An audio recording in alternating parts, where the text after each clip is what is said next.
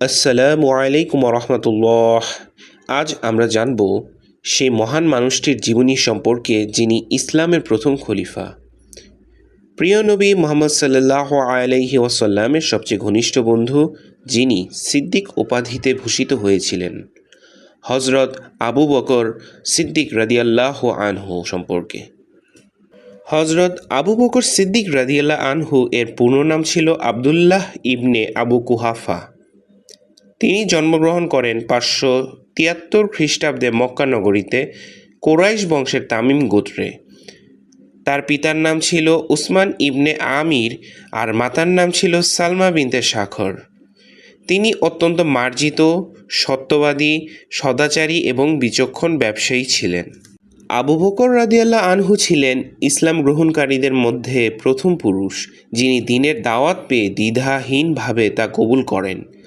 তিনি নবীজি সাল্লাল্লাহু আলাইহি ওয়াসাল্লামের শৈশবের বন্ধু ছিলেন এবং জানতেন তার চরিত্রে মিথ্যার লেশমাত্র নেই।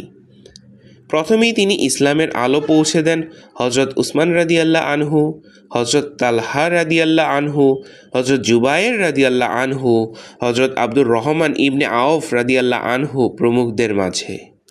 মিরাজের রাতে যখন নবীজি সাল্লাল্লাহু আলাইহি ওয়াসাল্লাম বললেন তিনি এক রাতেই মক্কা থেকে বাইতুল মুকাদ্দাস এবং সেখান থেকে আসমান ভ্রমণ করে এসেছেন, তখন মক্কার কাফেররা এই সংবাদ নিয়ে ছুটে গেল আবু বকরের কাছে।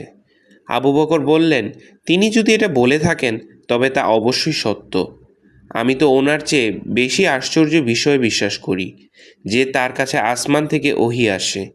এই উত্তরের জন্য রাসূলুল্লাহ সাল্লাল্লাহু আলাইহি ওয়াসাল্লাম তাকে সিদ্দিক, অর্থাৎ যিনি সর্বদা সত্যের সাথেই থাকেন, এই উপাধি দিলেন। মহান হিজরতের মুহূর্তে রাসূলুল্লাহ সাল্লাল্লাহু আলাইহি ওয়াসাল্লাম যখন মক্কা ত্যাগ করে মদিনার পথে বের হন, তখন তার সাথী ছিলেন আবু বকর রাদিয়াল্লাহু আনহু। রাসূলুল্লাহ সাল্লাল্লাহু আলাইহি ওয়াসাল্লামের পর উম্মতের মাঝে বিভ্রান্তি দেখা দেয়। এমন সময় সাহাবায়ে কেরাম আবু বকর রাদিয়াল্লাহু আনহুকে প্রথম খলিফা হিসেবে মনোনীত করেন। তিনি এই দায়িত্ব কাঁধে নেন এমন সময় যখন একদিকে মুরতাদদের ফিতনা, অপরদিকে ইসলামের শত্রুরা মাথা চাড়া দিয়ে উঠেছে।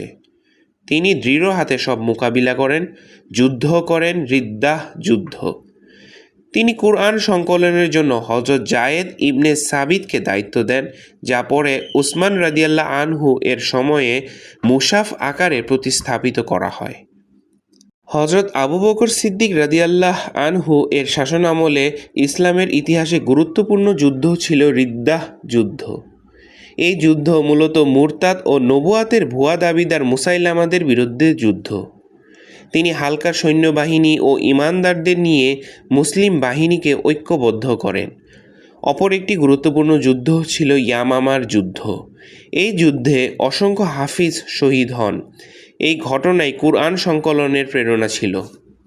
হজরত আবু বকর রাদিয়াল্লাহু আনহু ছিলেন অত্যন্ত নম্র, বিনয়ী এবং দানশীল। তিনি তার সমস্ত সম্পদ দান করে দিয়েছিলেন ইসলামের জন্য।